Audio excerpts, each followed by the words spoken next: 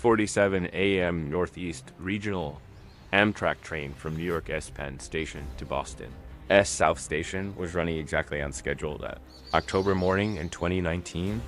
In car 4, seat 12C, a well-dressed woman named Rebecca Morrison sat with her 11-month-old daughter, Lily, checking emails on her phone while occasionally glancing at the baby who was teething on a silicone toy shaped like a giraffe. Rebecca Morrison was exactly the kind of passenger Amtrak's business class was designed for. 38 years old, senior vice president at a Manhattan investment firm. Designer handbag resting in the overhead compartment. Diamond wedding ring catching the morning light filtering through the train windows. She'd made this commute dozens of times for client meetings in Boston. And she had the routine perfected. Board at 6:30, work through emails until 8 o'clock. Feed Lily a bottle around 8:30. Arrive in Boston by 10:45 with just enough time to reach her 11:30 meeting at State Street Corporation. But this particular morning, Rebecca's carefully planned schedule was about to be interrupted by someone she'd spent the entire boarding process trying to avoid sitting near. 3 rows behind her, in seat 15D. Miguel Torres sat quietly reading a worn paperback copy of Harrison S. Principles of Internal Medicine that he de-purchased used from a medical school bookstore for $12. The book was so heavily highlighted and annotated that certain pages were nearly illegible, covered in Miguel's handwritten notes in both English and Spanish. Medical terminology cramming every available margin. Miguel was 29 years old, dressed in a dark blue work uniform of Amtrak's janitorial services, his name embroidered above the breast pocket. Meet Torres, maintenance. His hands scrubbed clean, but permanently stained in the creases from years of cleaning work, carefully turned each page of a medical text. As he studied during his commute from New York, where he lived with his wife and 2 young sons, to Boston, where he worked a day shift cleaning Amtrak trains at the South Station maintenance facility. What Rebecca Morrison didn't know, what she couldn't have possibly known as she deliberately avoided eye contact with Miguel during boarding, pulling Lily closer when he'd walked past her row, making sure her expensive handbag was secure, was that Miguel Torres had spent 7 years as a pediatric emergency room nurse at Hospital General in Guadalajara, Mexico, one of the busiest pediatric trauma centers in Latin America. What she didn't know was that Miguel had personally performed the Heimlich maneuver on choking infants and children more than 500 times during his medical career, with a perfect save rate that had earned him recognition from the Mexican Ministry of Health and made him one of the most requested pediatric emergency nurses at his hospital.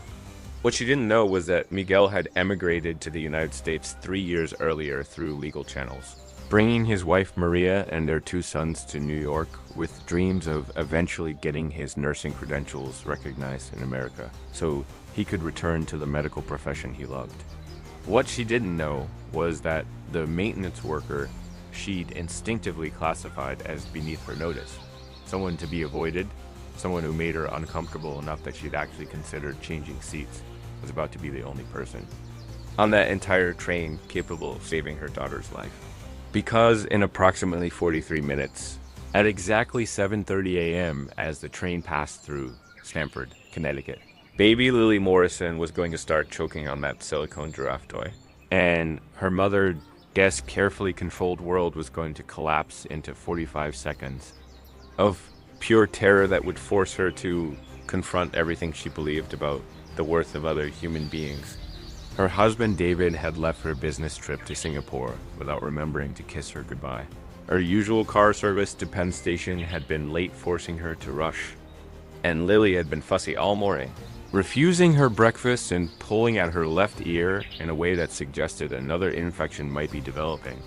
Rebecca had planned to call the pediatrician from the train to schedule an afternoon appointment, add it to the already overwhelming list of tasks. That made being a working mother feel like a constant high-wire act where one misstep meant everything falling apart. She loved Lily desperately. That had never been in question. But sometimes the sheer logistics of managing a high-powered career and an infant felt impossible, especially when David's job required so much travel. Their Upper East Side apartment cost $8,500 per month. performing at peak levels at the investment firm, to keep making these Boston trips for client meetings, to keep proving she could be both an executive and a mother without letting either role suffer. As the train pulled away from Penn Station and began its journey north, Rebecca settled into her familiar routine. Laptop open, emails sorting themselves by priority, occasionally reaching over to adjust Lily's position in the car seat. She de-secured in the seat. Next to her, using the approved base that had cost $300 but was supposed to be the safest option available. Lily was playing with her collection of teething toys, the silicone giraffe, a set of colorful rings, a rubber elephant that squeaked when compressed. Rebecca had read all the parenting books about age-appropriate toys, about motor skill development, about cognitive stimulation. She'd done everything right, followed every recommendation, spent hours researching the best products. The silicone giraffe had been recommended by her pediatrician as safe for teething babies because it was made from a single piece of medical-grade silicone, with no small parts that could break off. The manufacturer assured parents it was impossible for babies to choke on it. The reviews on Amazon were overwhelmingly positive. Rebecca had paid $42 for it at a boutique baby store in Soho.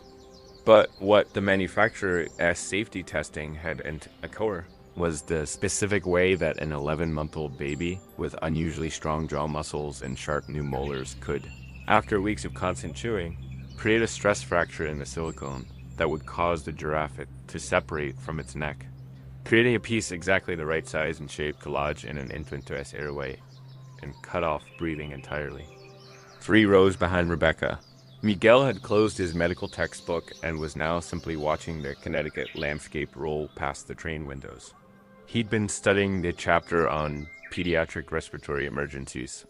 Ironic, considering what was about to happen, but his eyes were tired from the early morning wake-up, and he allowed himself a few minutes to just rest and think. Miguel thought about his sons, 7-year-old Carlos and 5-year-old Mateo, probably just waking up now in their apartment in Queens. Maria would be making them breakfast, getting them ready for school, managing the morning routine that Miguel missed on the days he worked the Boston route. He FaceTimed them every evening, helped with homework over a video call, tried to be present even when the cruel mathematics of American economic survival meant spending 12 hours away from home. He thought about his nursing career in Guadalajara, the years he'd spent in the pediatric emergency room of Hospital General, the chaos and the beauty of that work, the children he'd saved, the families he'd helped. The pure purpose he'd felt knowing his skills and training made a direct, measurable difference in whether young patients lived or died.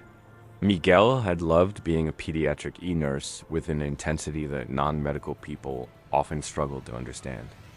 Yes, it was traumatic. He'd seen children die despite everyone's best efforts, had held crying parents whose worlds had just ended, had worked 30-hour shifts that left him physically and emotionally destroyed.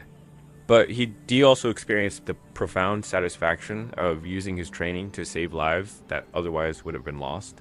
He remembered the 3-year-old who'd aspirated Peanut and stopped breathing, blue-faced and unconscious when the panicked parents brought her in.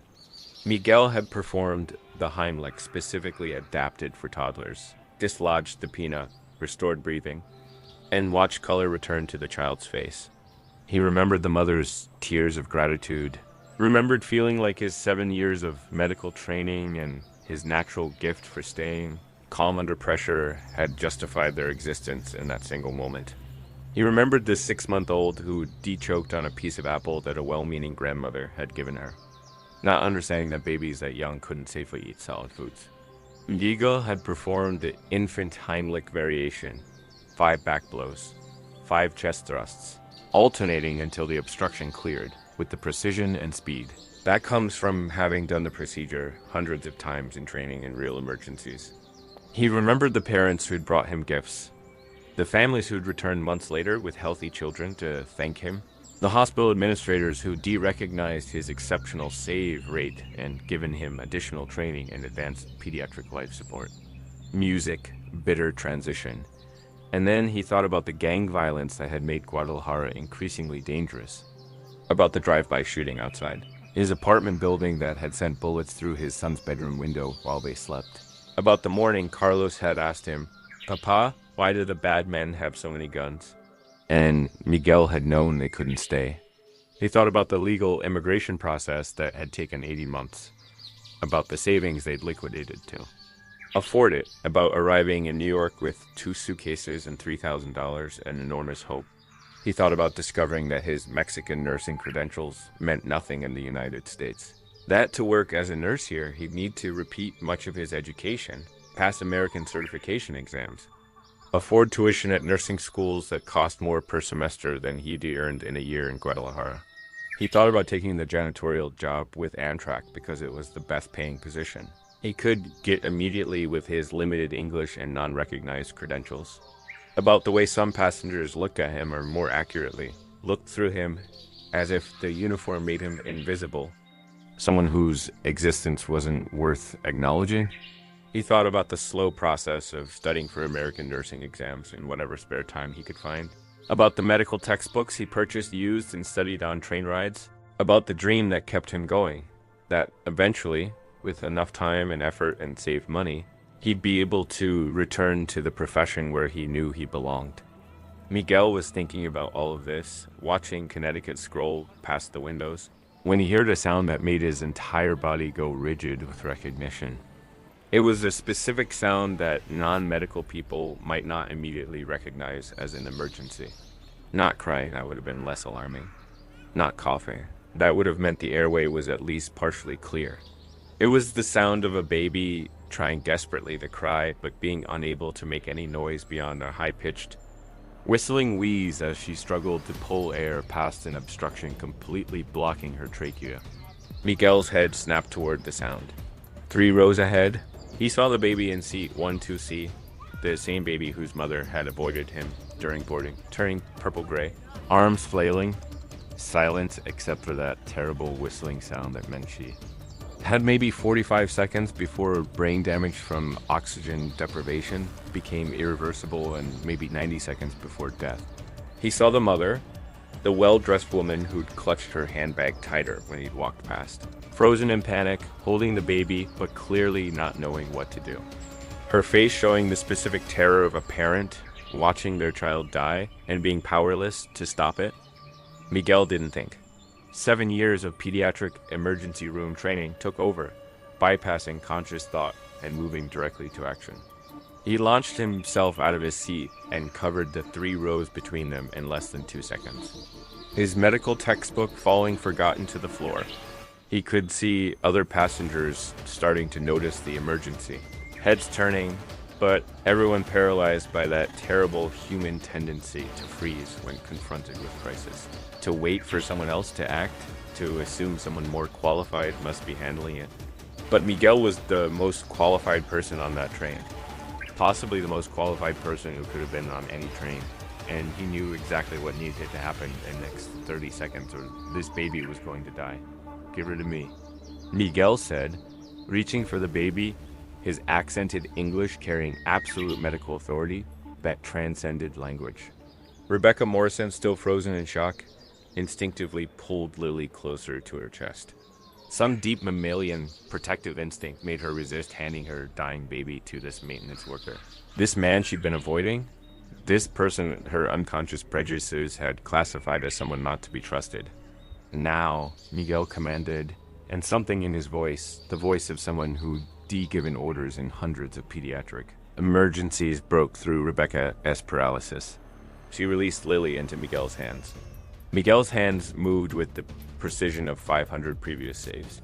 He turned Lily face down over his forearm, supporting her head with his hand, her tiny body positioned at a specific angle he'd memorized through countless repetitions, 30 degrees below horizontal. Head lower than chest to let gravity assist. With the heel of his other hand, he delivered 5 sharp back blows between Lily's shoulder blades, each one calculated for maximum force transfer without causing injury to her still developing bones. He was counting in his head, 1, 2, 3, 4, 5, muscle memory from his Spanish language medical training overlaying his American emergency protocol. Nothing. The obstruction remained lodged. Lily's color was darkening from purple-gray toward a blue that meant they were running out of time. Miguel flipped Lily face up, supporting her head and neck with his non-dominant hand, while his dominant hand found the exact position for infant chest thrusts. 2 fingers on the sternum, 1 finger width below the nipple line, 30 degrees of compression. He delivered 5 chest thrusts, each one compressing Lily's chest about 1/3 of its depth, the specific amount proven most effective for infants without causing cardiac damage. Uno, dos, tres, cuatro, cinco. Still nothing. Lily had stopped struggling now, her body going limp in the way that meant consciousness was fading. That brain cells were beginning to die from oxygen starvation. That they were seconds away from the point where even successful airway clearance would prevent catastrophic brain damage. Miguel had seen this before, in the en Guadalajara, when standard Heimlich protocols weren't enough and the only option left was the advanced technique he'd been trained in, for complete airway obstructions that wouldn't dislodge. It was risky.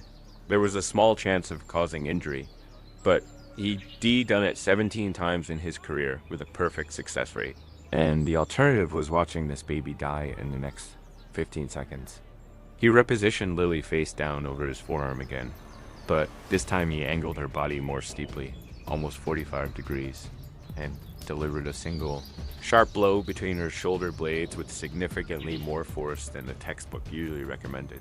What his mentor, Dr. Ramirez at Hospital General, had taught him was the save or injury choice, where you accepted a small risk of cracked ribs or bruised vertebrae because the alternative was death.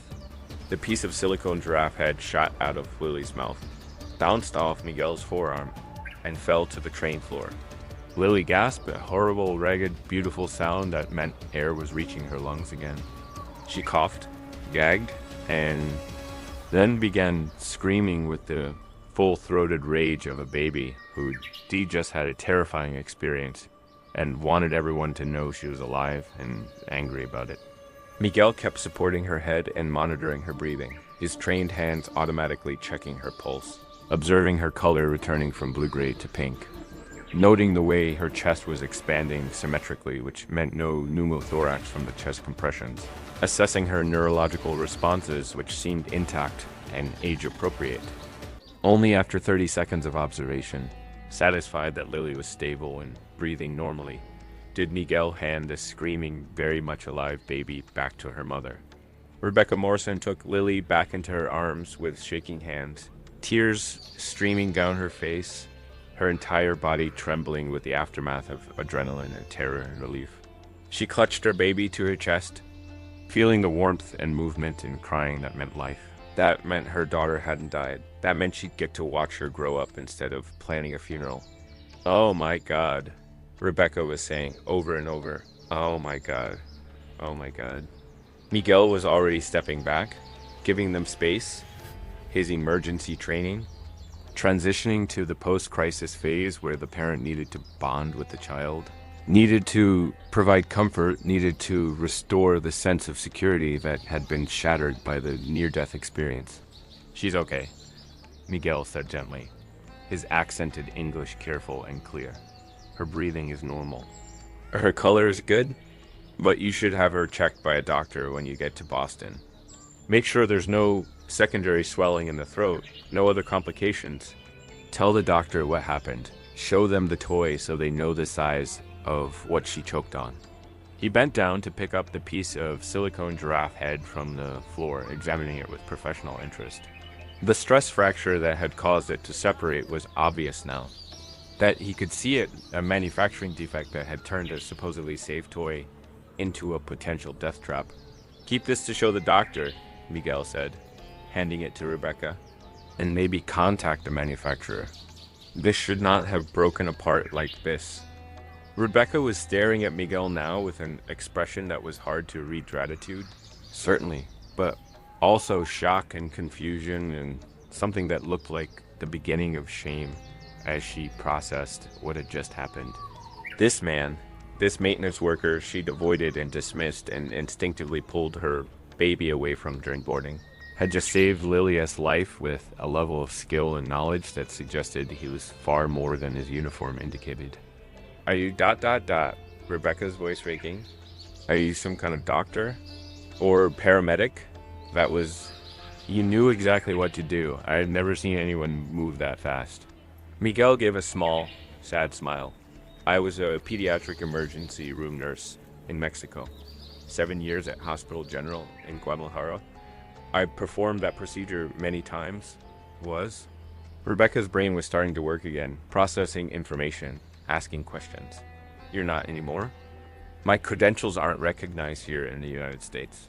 Miguel explained, his tone neutral, not bitter. He'd explained this many times to many people.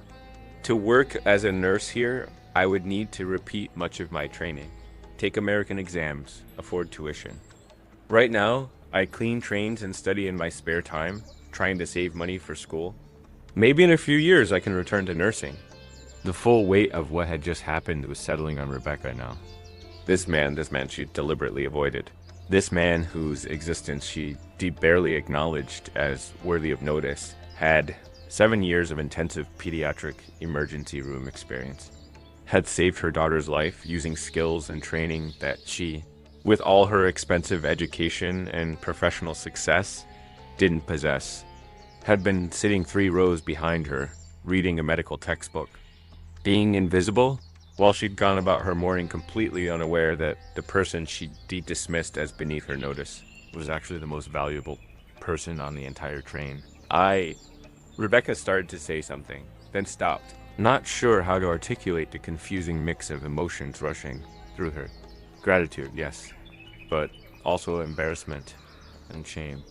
And the uncomfortable recognition that she'd made assumptions, ugly assumptions, based on nothing more than a uniform and an accent, and her own examined prejudices. You saved her life, Rebecca finally said, her voice breaking. You saved my baby's life? I done single quotes T. I can't even... Thank you doesn't feel like enough? Thank you. You're welcome, Miguel said simply. I'm glad I was here and could help. Around them, other passengers were starting to react now that the immediate crisis had passed. An elderly woman in the seat across the aisle was crying. A businessman who'd half risen from his seat was sitting back down, looking shaken. The conductor was hurrying down the aisle, having been alerted by a passenger that something had happened. Is everything all right? The conductor asked, taking in the scene crying baby, crying mother, Miguel standing there in his Amtrak uniform. Medical emergency? Miguel explained before Rebecca could respond. The baby was choking. Airway is clear now, she's breathing normally, but they should see a doctor in Boston to be sure there are no complications. The conductor looked at Miguel with obvious confusion. You're with maintenance, aren't you? How did you know what to do?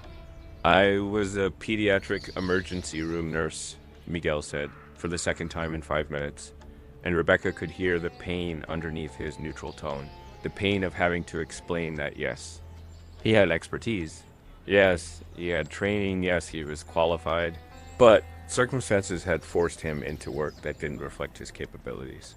The conductor radioed ahead to notify Boston South Station about the medical emergency and arrange for EMTs to meet the train. He asked Miguel to write down exactly what had happened, what procedure he'd performed. His observations about the baby's condition, standard liability documentation. Miguel did so, his handwriting neat and precise, using proper medical terminology, noting exact times and specific details in the way a trained emergency professional would document a critical incident. Rebecca watched him write, still holding Lily, who had calmed down and was now hiccuping against her mother's shoulder, exhausted from screaming. She was watching Miguel carefully, really seeing him for the first time instead of just glancing past him as irrelevant. She saw the medical textbook he'd been reading, fallen open on the floor by his seat, chapters on pediatric emergencies with dents, annotations in the margins. She saw the calm competence in the way he interacted with the conductor, the professional demeanor that suggested years of experience in high-pressure medical situations. She saw his hands working-class hands, stained from cleaning products, but moving with the precise confidence of trained medical personnel. And she felt something she hadn't felt in a very long time.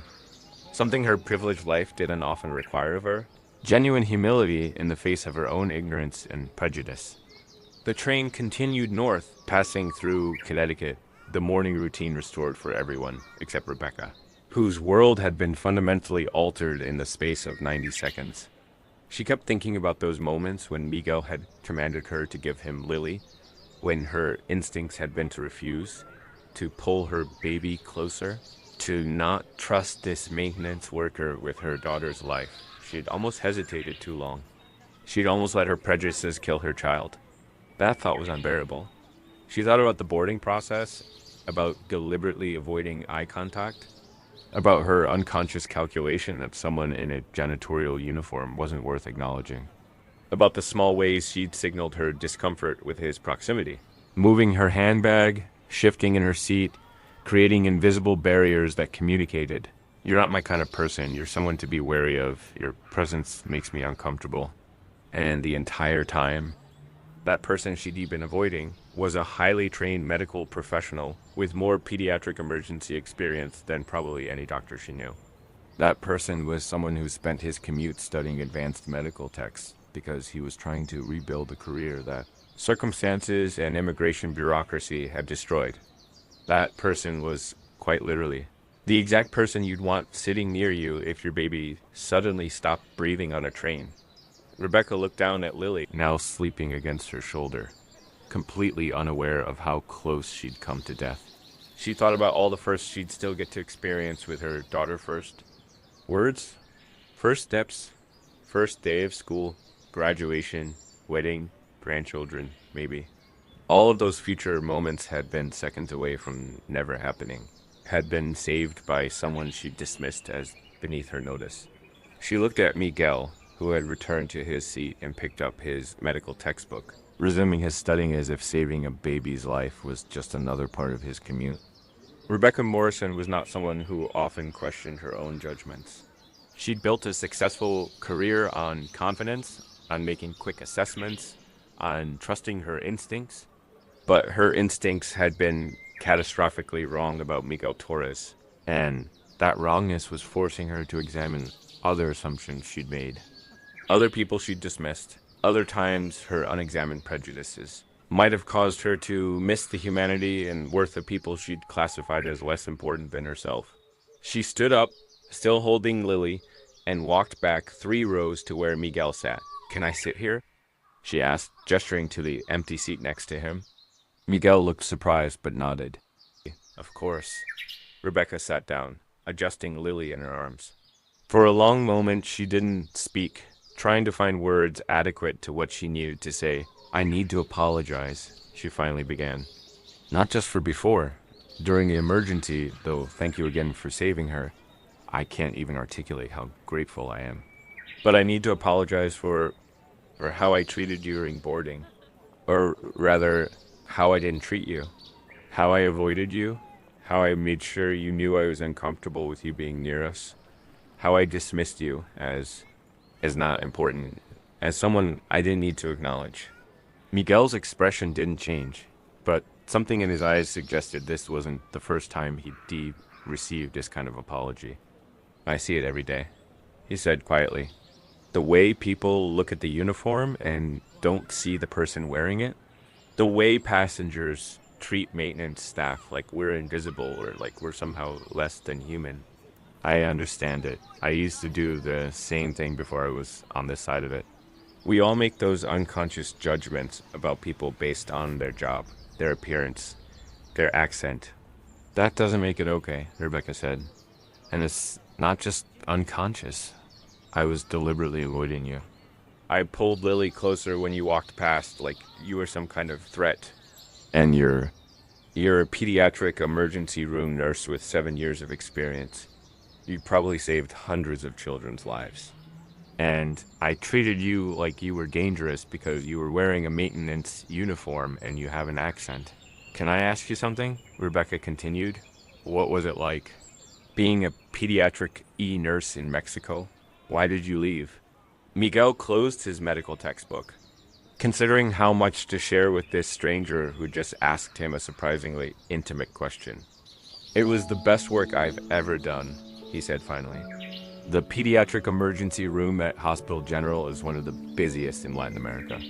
Trauma cases, respiratory emergencies, cardiac arrest, poisonings, car accidents, every kind of crisis involving children. It was intense, often traumatic. Sometimes we couldn't save them, and that destroyed me every single time.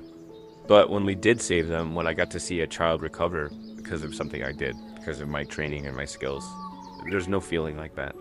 That sense of purpose, of using your abilities to directly save lives. He paused, looking down at his work-stained hands. I left because Guadalajara became too dangerous. Gang violence, cartel activity, it was getting worse every year. There was a shooting outside our apartment building. Bullets came through my son's bedroom window while they were sleeping. Neither of them was hurt, but I knew we couldn't stay. My wife and I saved money for 2 years to afford the legal immigration process. And we came to New York with hope that we could build a safer life for our family. And now you're cleaning trains, Rebecca said, hearing the unfairness of it. Now I'm cleaning trains, Miguel agreed. But I'm also studying. I'm working toward getting my American nursing credentials. My wife Maria works as a home health aide, also not using her training. She was a physical therapist in Mexico. We're both working jobs that don't reflect what we're capable. Saving money. Studying, trying to navigate a system that wasn't designed to recognize what we already know. Maybe in 3 years, maybe 5, I can return to nursing here. That's the goal we're working toward. Can I ask you another question? Rebecca said.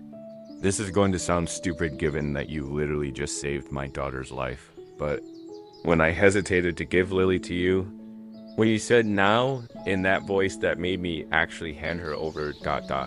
were you angry at me for hesitating? Miguel considered the question carefully.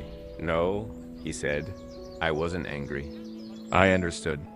In that moment, you were a terrified mother watching your baby die, and your brain was telling you not to trust a stranger.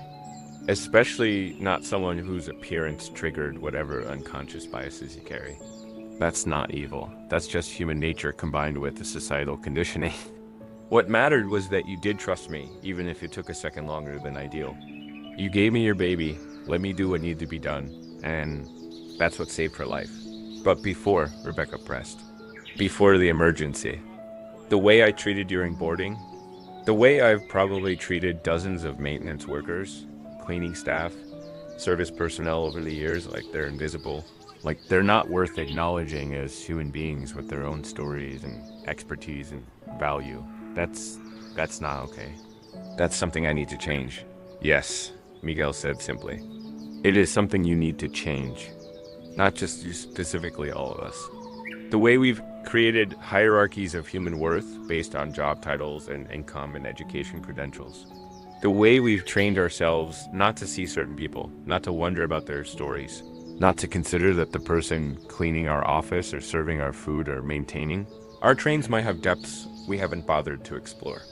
I work in finance, Rebecca said. Investment banking. My firm manages portfolios for clients worth millions, sometimes billions. And I'm good at my job. I've worked incredibly hard to get where I am, to prove that I could be both a mother and a senior executive. But you know what I realized just now? All my education, all my success, all my expensive knowledge about markets and investments and corporate strategy, none of it was worth anything when my baby was dying. The only valuable knowledge in that moment was yours. The knowledge you built over 7 years in an emergency room. The skills you've maintained by performing that procedure 500 times. The training that your current job doesn't even use. She looked down at Lily, still sleeping peacefully, unaware of the life-changing conversation happening around her. The world tells us that people like me, educated, professional, economically successful, are the valuable ones. Rebecca continued, that we're the ones making important contributions, the ones whose time is worth more, whose comfort matters more. But that's bullshit, isn't it? When it really mattered, when my daughter's life was on the line, you were the valuable one. Your knowledge, your training, your experience, that was what had worth in the moment that actually counted. Can I ask you something practical? Rebecca said, her brain starting to move from emotional processing to problem-solving mode, the mode that had made her successful in finance. You said you're working toward getting American nursing credentials. What's the barrier? Cost? Time? Bureaucracy? Miguel looked surprised by the direction change, but answered honestly. All of it, he said. To work as a registered nurse in Massachusetts or New York, I need to pass the NCLEX-RN exam, which requires completing a nursing education program that meets American standards. My Mexican degree isn't accepted as equivalent, even though the curriculum was actually more rigorous than many American programs. So I need to enroll in an accredited nursing school here, which costs anywhere from $40,000 to $100,000, depending on the program. Then, after graduating, I'd need to pass the licensing exam, apply for certification in my specialty area, Pediatric emergency care, which requires additional training and testing. The whole process takes 3 to 5 years and costs more than I currently earn in 2 years, Miguel continued. Meanwhile, I have a wife and 2 sons to support, rent to pay and cleans, all the normal expenses of life. We're saving what we can, but it's slow. My wife and I both work full-time. We've eliminated every unnecessary expense, but we're still years away from having enough saved to afford the education and the lost income during that period. Rebecca was doing calculations in her head, the kind of financial analysis that was second nature after 15 years in investment banking. What if the cost barrier was removed? She asked. What if someone paid for your nursing education, covered the lost wages during school, helped you navigate the credentialing bureaucracy? How long would it actually take to get you back to practicing pediatric emergency medicine? Miguel stared at her. That's an incredibly generous hypothetical question, but it's not hypothetical, Rebecca interrupted. My daughter is alive because of you. Because of training and skills that our system is currently wasting by having you clean trains instead of save children's lives. That is not just unfair to you, it's as unfair to every child who could benefit from having an experienced pediatric available. But won't because bureaucracy and economics are keeping you out of the profession? I don't want your money, Miguel said carefully. I appreciate what you're saying, but I need to do this myself, earn it myself. Taking charity because I saved your daughter, that doesn't feel right. It's not charity, Rebecca said firmly. It's investment. I work in finance. I understand return on investment better than most people. And the return on investing in your nursing education isn't just personal gratitude for saving Lily. That's the hundreds or thousands of other children whose lives you now save over the next 20 or 30 years of your career. Those lives have value. Those families have value. Keeping you out of pediatric emergency medicine because you can't afford. American credentialing is a massive waste of human potential that affects everyone. She shifted Lily to her other shoulder, her executive brain now fully engaged. Here's what I'm proposing, Rebecca continued. Let me connect you with the resources you need. Not just money though, yes, I can help with that, but also navigation of the system. I have connections at major hospitals in New York and Boston. I sit on the board of Mount Sinai. I know people who run nursing programs, who handle credentialing, who could fast-track your evaluation. You still do all the work, still pass all the exams, still prove your competence. I just remove the barriers that are keeping you from even getting to that starting line. Miguel was silent, clearly struggling with pride and practicality, with the desire to maintain independence versus the opportunity being offered. Why? He finally asked. Beyond gratitude for Lily, why would you invest this kind of time and resources in someone you met an hour ago? Rebecca took a long breath, organizing her thoughts. Because I need to do something meaningful with the wake-up call you just gave me, she said. Not just about you specifically, but about all the ways I've been moving through the world, blind to my own prejudices. I make $700,000 a year managing investments. For people who already have more money than they could spend in 10 lifetimes, and I'm good at it. I'm very good at making rich people richer.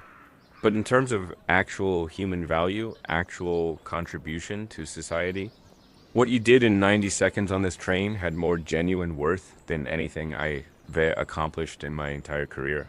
She looked at Lily. Sleeping peacefully. My daughter is alive. I get to watch her grow up. I get to have all the moments I thought were gone forever. Her first words, her first day of school, teaching her to read. watching her graduate, maybe walking her down the aisle someday. All of that exists because you were on this train with 7 years of pediatric emergency training. And right now, you're re-spending 8 hours a day cleaning bathrooms and mopping floors instead of using those skills to save other people, his daughters. That's insane. That's a waste I have the power to help fix, so why wouldn't I?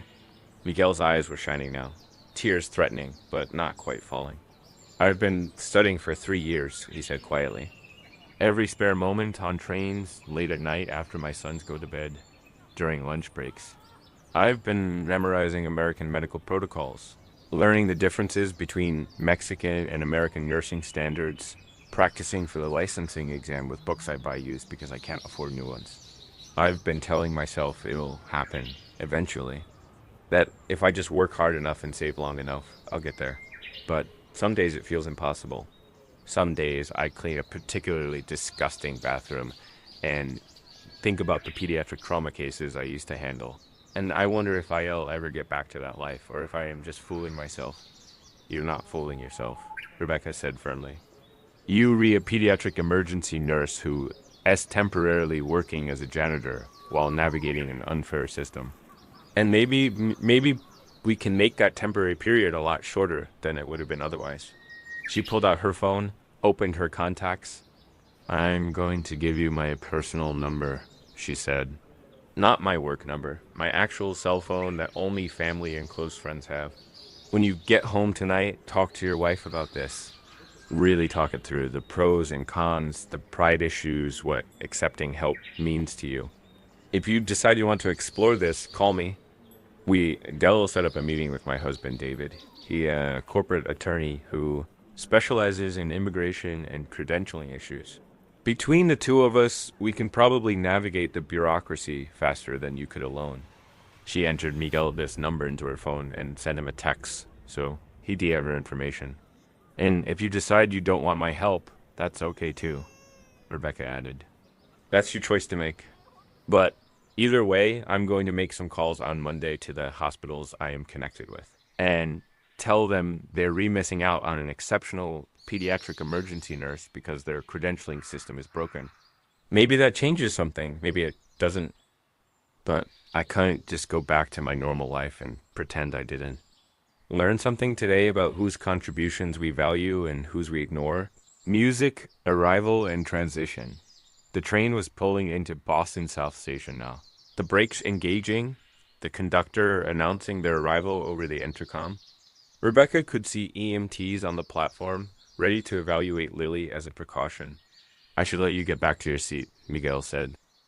The EMTs will want to check her over, make sure there's no throat swelling or other delayed effects from the choking. Will you think about what I said? Rebecca asked. Yes, Miguel said. I'll think about it and talk to Maria and ... thank you. Not just for the offer, but for seeing me. For actually seeing me instead of just the uniform. Thank you for saving my daughter's life, Rebecca said, and for teaching me something I should have learned a long time ago. About the difference between credentials and actual worth, she stood, still holding Lily, and returned to her seat to gather her belongings as the train completed its arrival. Music, aftermath, and reflection. The EMTS boarded the train and evaluated Lily, who was completely fine breathing normally, good color, no signs of trauma beyond being a bit cranky from all the excitement. They recommended a follow-up with her pediatrician, but agreed that there was no need for emergency room evaluation. Rebecca watched Miguel disembark with the other Amtrak employees, saw him head toward the maintenance facility where he'd spend his day cleaning trains. She thought about the disconnect between his training and his current work, about how many other migrants and immigrants might be in similar situations, doctors driving taxis, engineers washing dishes, teachers cleaning offices, all because credentialing systems and economic barriers kept them from using their actual expertise. She looked down at Lily, now awake and happily chewing on a different toy one Rebecca had immediately checked for any possible breaking points. You have no idea what happened today, Rebecca whispered to her daughter. But someday I'll tell you about the man who saved your life, and about what he taught me about seeing people, really seeing them, instead of just seeing their job titles and making assumptions about their worth. Music, decision, and action. Rebecca didn't wait until Monday, sitting in her client meeting at State Street Corporation that afternoon. She found her mind wandering from quarterly performance metrics to Miguel's situation. During a break, she stepped out and made 3 phone calls. The first to her husband, David, explaining what had happened and asking him to research the fastest path for foreign-trained nurses to get American credentials, particularly in pediatric emergency specialties.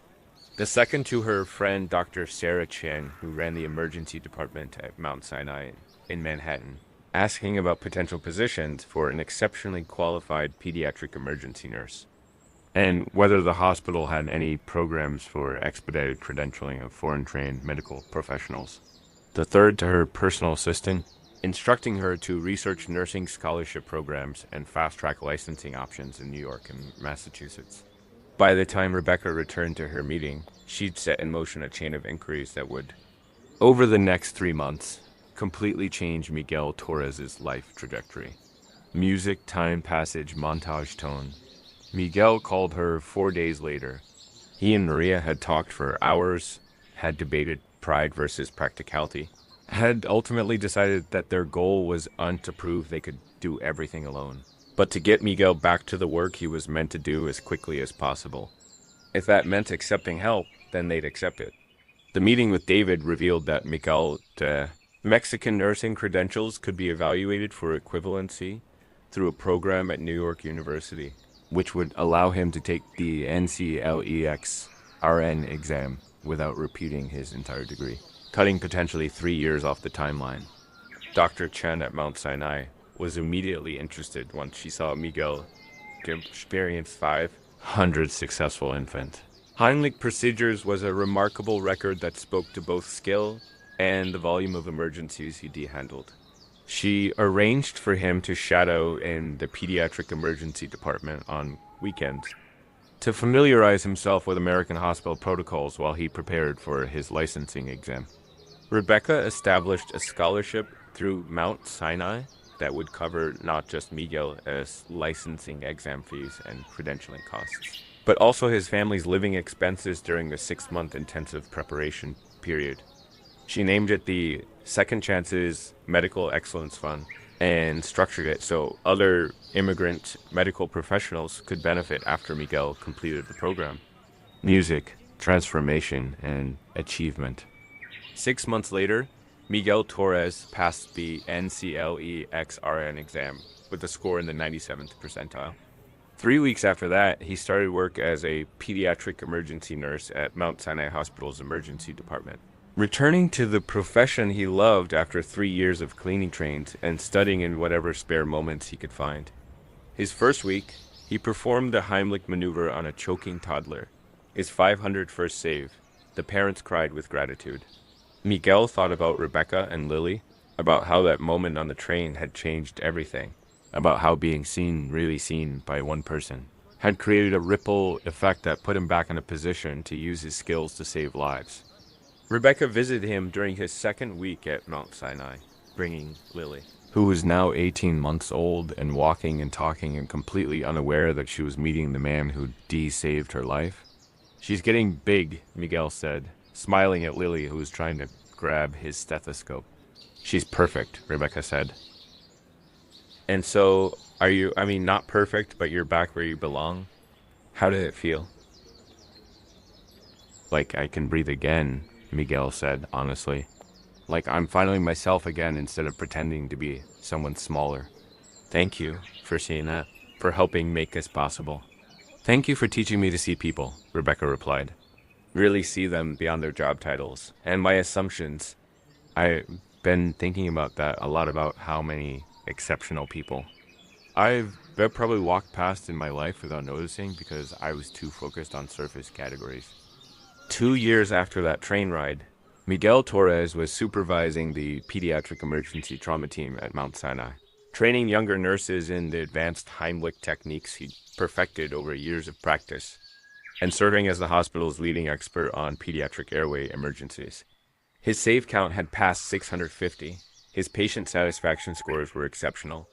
His colleagues valued his calm competence in crisis situations, his ability to make split-second decisions that save lives, his patient teaching style with newer nurses.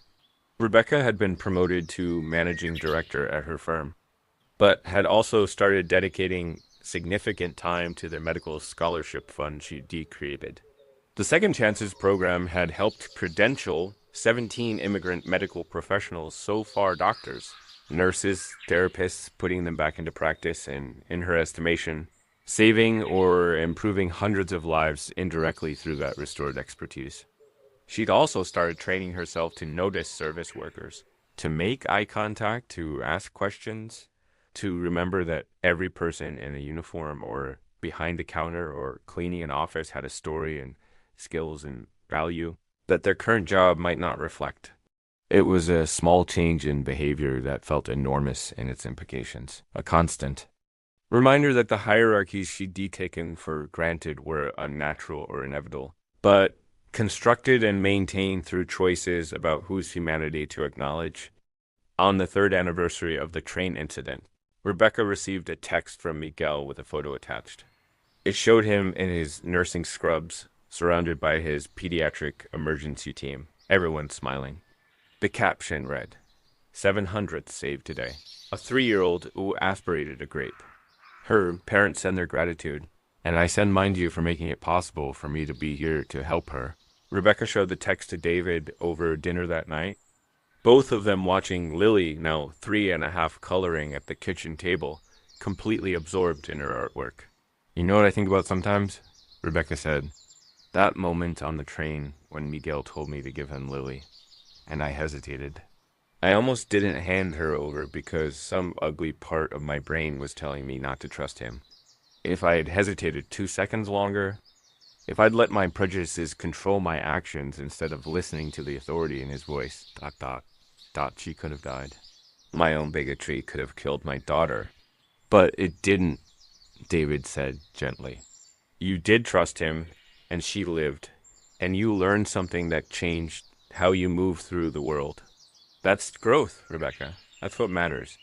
I just wonder how many other times I've made wrong assumptions about people, Rebecca said. How many exceptional individuals I've overlooked because they were undressed right or didn't have the right accent or didn't fit my narrow idea of what competence looks like. How many Miguel Torreses are out there right now, doing jobs that don't reflect their abilities?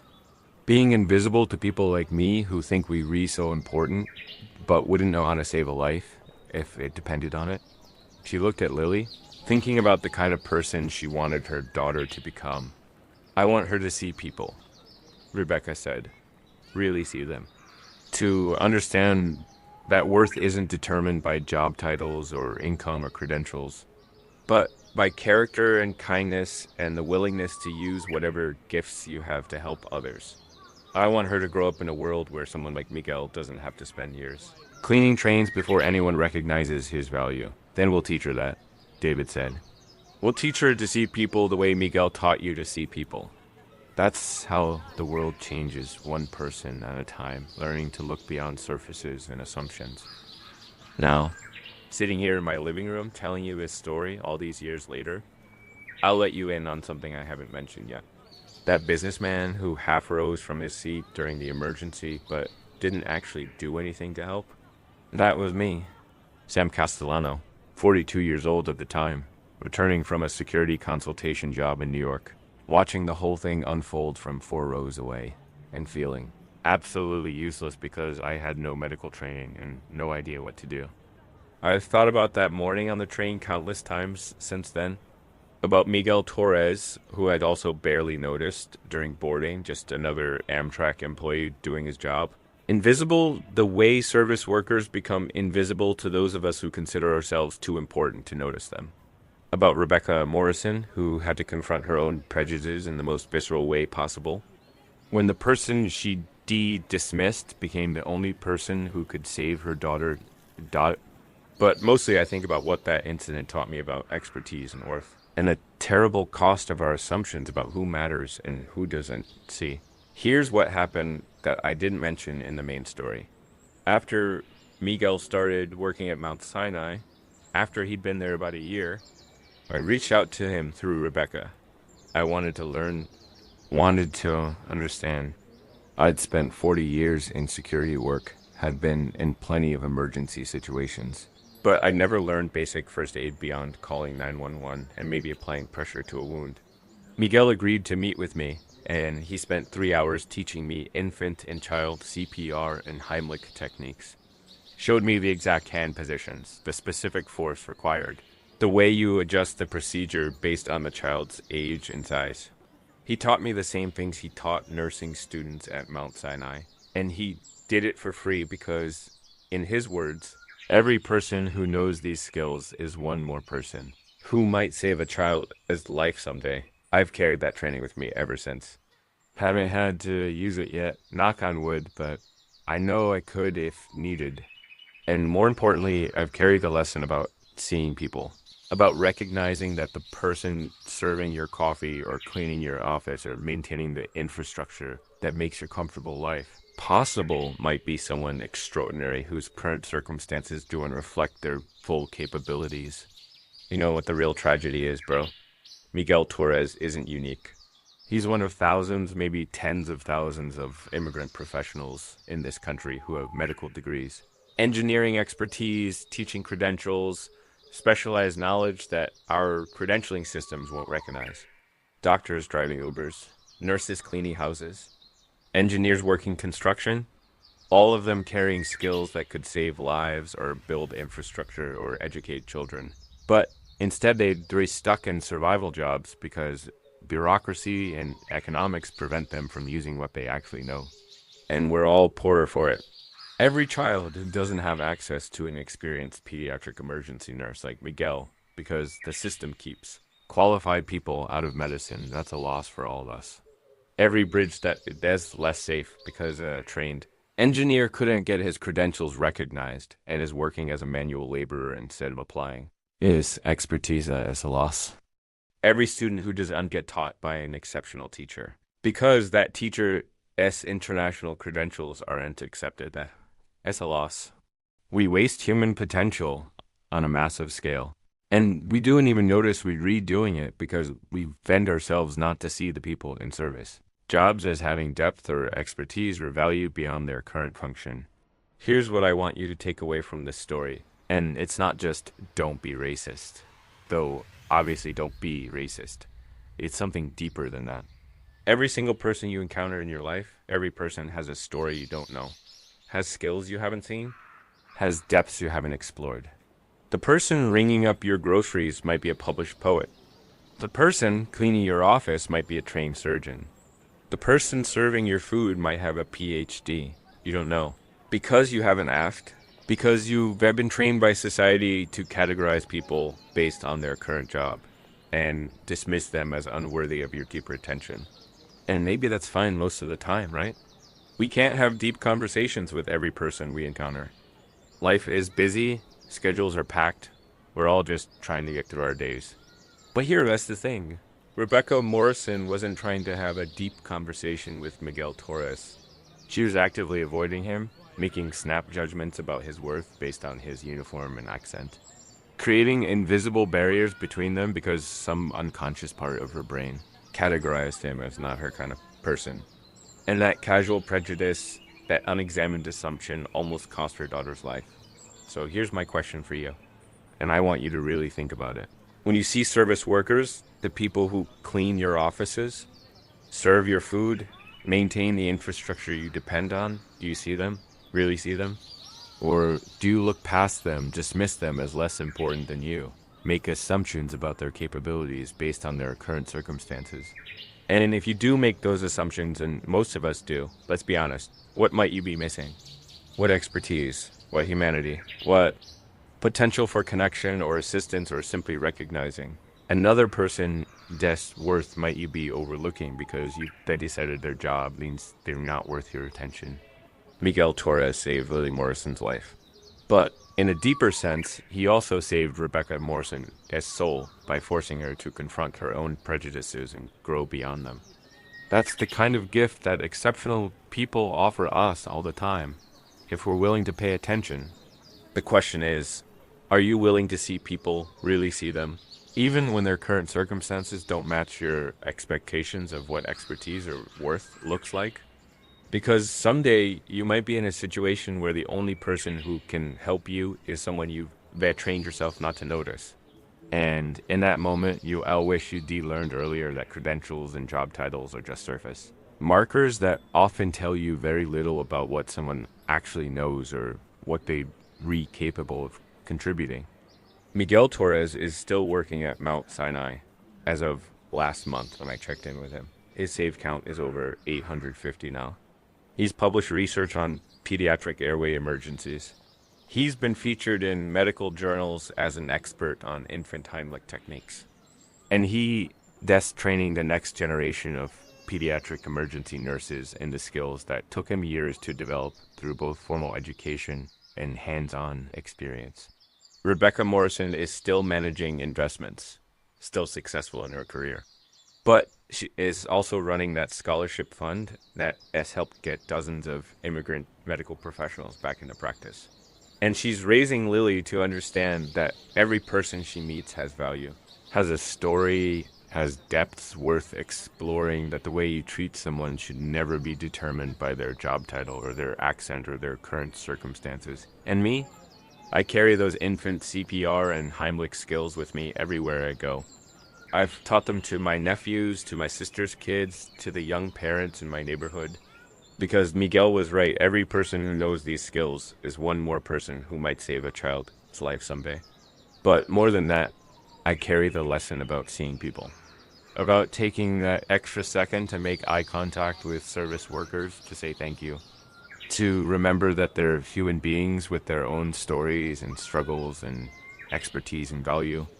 It doesn't cost me anything to see people, to acknowledge their humanity, to treat them with the respect that every person deserves regardless of their current job. So let me ask you one more time, and I want you to really think about your answer. When was the last time you dismissed someone based on their job or appearance, made assumptions about their intelligence or worth, looked past them as if they were invisible? And what might you have missed by doing that? What expertise, what kindness, what potential connection or life-saving skill or simply human recognition might you have overlooked because you decided that person was unimportant enough to really see? Think about it. Because the Miguel Torres of the world are everywhere around you right now, today.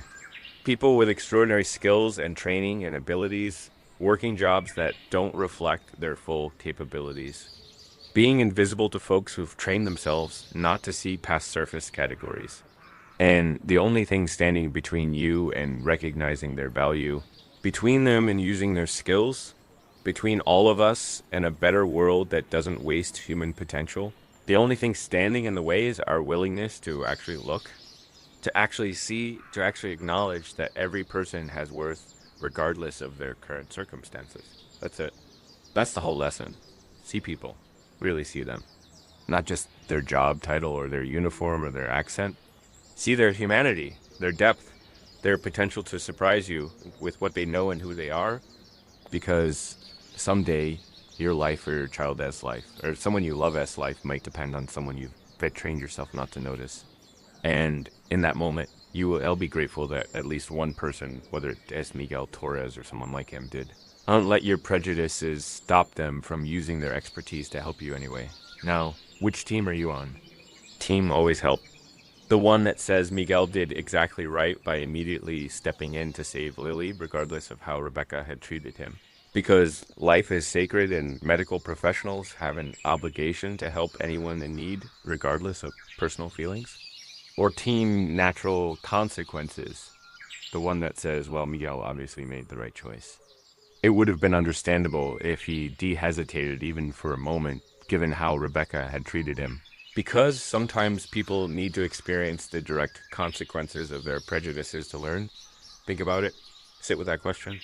Because your answer tells you something important about your values, about how you think the world should work, about whether you believe in unconditional human dignity or whether you think respect has to be earned.